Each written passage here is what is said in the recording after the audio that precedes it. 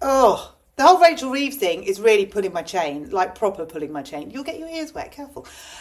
So we've got the whole, I've said sorry to Keir Starmer and he said, that's okay, I've got full faith in you, Rach. Now, hang on a minute. Didn't the last people he had full faith in get sacked? So we got Angela Rayner and Peter Mandelson that were both sacked. We had Lucy Powell, who he didn't have full faith in, and he did sack her, and then she's come back as deputy leader of the Labour Party. I mean, it's a poison chalice, isn't it? If Keir Starmer says, I've got full faith in you, you kind of need to run and get another job because that is the death knell to your career. Yet he said he's got full faith in her. So then the blame game starts, doesn't it? So we've got, it was the letting agency. They should have told her. I mean, they would have known what she had to do, so they would have told her, well, hang on, would that have been okay if it was you or me?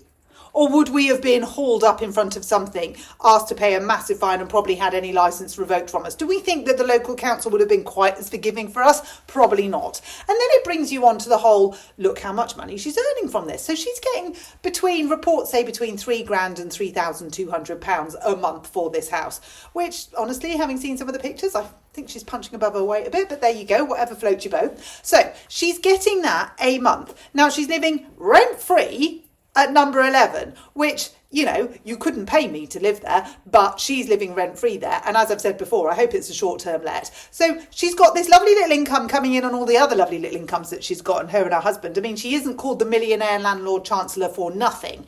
And it's coming in as people are struggling to pay their energy bills. And she's saying, oh, I'm so sorry, I made a boo-boo.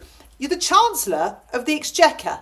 Now, there are certain jobs when things are out of your limits of ability. And there are certain jobs where you wouldn't necessarily expect somebody to know all of that. But when you are in this position as the Chancellor of the Exchequer for the United Kingdom, I expect you to know that. I'm really sorry, I do. And I don't think it cuts the mustard to say, well, the letting agency didn't tell me, so it's their fault. In the same way that it's the Tories' fault and it's anyone else's fault but my fault. I've only done good things. It's proper doing my head in. And she sits there on Prime Minister's Questions with a new soft cut. Have we noticed that she's had some highlights and some feathers put in her hair? Not actual feathers, some layers. So she's going for the more approachable, softer look instead of the austere, hard fringe, which Bridge is a fan of, although I did notice Bridge the other day had swept it to the side. I'm like, okay, girls, we're having an apprentice makeover or something? What's going on here? It doesn't fool us. The softer image does not take away any of the pain from the decisions that you are making that are affecting all of us, but not you. And that brings me on to this. Some people in the UK are going to get 150 quid off their energy bills. They're going to be means tested, blah, blah, blah. Can't be asked to go into it. You know what it is and I know what it is. But where's this money coming from? Now, we talked about this the other day. Is it going to be the taxpayer funding this? Well, yes and no, loosely. It is going to be us. It's not coming from tax, it's coming from your energy bill. So your energy bills will go up to pay for other people's energy that can't afford it. So effectively, of course, you're paying for it. Now, the threshold is really tight. So if you are just, and I put myself in this category, just about able to cover your energy bills, you're now going to be just about able to cover your energy bills and somebody else's, which means that you're just about able to is looking smaller and smaller. That margin is getting, but they didn't tell you that, did they? No. Ed Miliband didn't tell you that you would be covering his very generous keeping your house warm scheme, which is keeping other people's houses warm while your house is freezing fucking cold. I did say the other day, thank God for the Labradors. Whilst they may cost me a lot of money in food and vets bills, they definitely reduce the heating, because when you've got 3 Labradors, a dachshund and a cat on you at night while you're watching Traitors, it's not as cold as it might be if you didn't have it. It's a bit smellier though. But what is it coming to when we are now not sure if we can put the log burner on because the logs have gone up in price. We definitely can't turn the heating on. If you're an oil-fueled heating, forget it.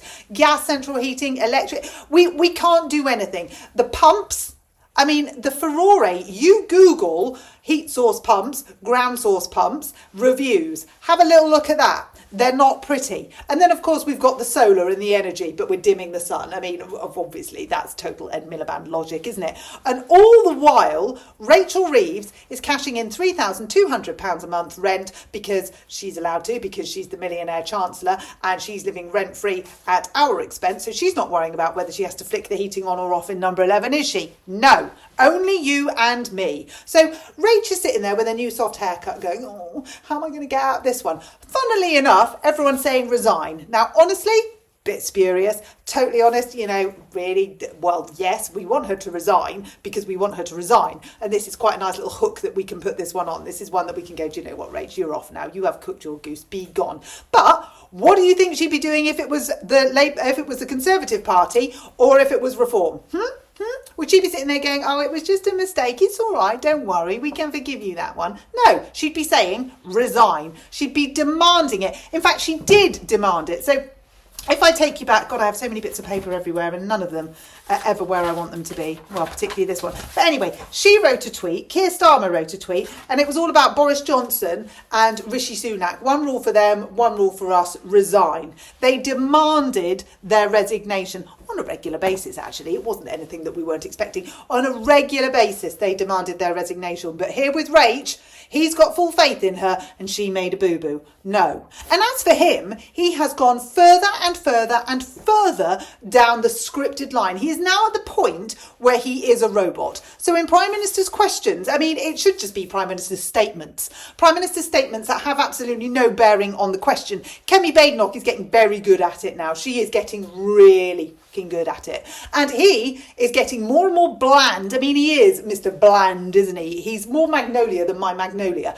He is just standing there dishing out the statements, the pre-prepared statements that I don't even think he wrote, somebody else wrote. People say to me, do I script this? I'm like, you having a laugh? Do you think I've got time to script all of this and learn it and read it? No, these are my thoughts. These are my feelings. These are my observations. It's not that difficult. Now, I like it because I like chatting to you lot and I love reading your comments and it feels like a two-way street here. So it's very easy for me to actually stand at my kitchen sink with the cat, with the dog, with whatever mess is around me, which at the minute is a lot because we've got a smashed cup on the floor. I've got a bank of dog hair. I mean, it's like, it will keep us warm, I suppose. I could put it in cushions. But the house is an absolute shit tip. But I'm standing here talking to you because it's better than doing anything with that. But no, I don't script it. I just talk about our feelings, what we see and what we're living and how the world is affecting us. But Keir Starmer, he can't even do that. He can't even respond to whether it's Kemi Badenoch. It doesn't matter who it is. He can't respond to anyone who brings all of this to him on a plate and says, look, this is the British public. These are the people that you serve. This is what they're saying. This is what we're saying. This is why it's not working. He can't even bring himself to go, oh God, shit.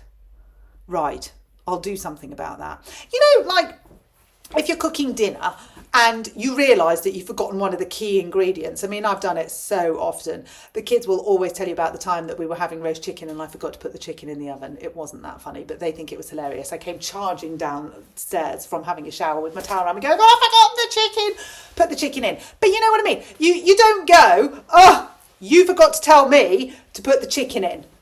Well, it was Aldi's fault for not putting it on the top of my bag, so it was the first thing I saw when I came home. No, you don't. You go, I forgot to put the chicken in. That was really stupid. I will do something about it so that we can eat tonight.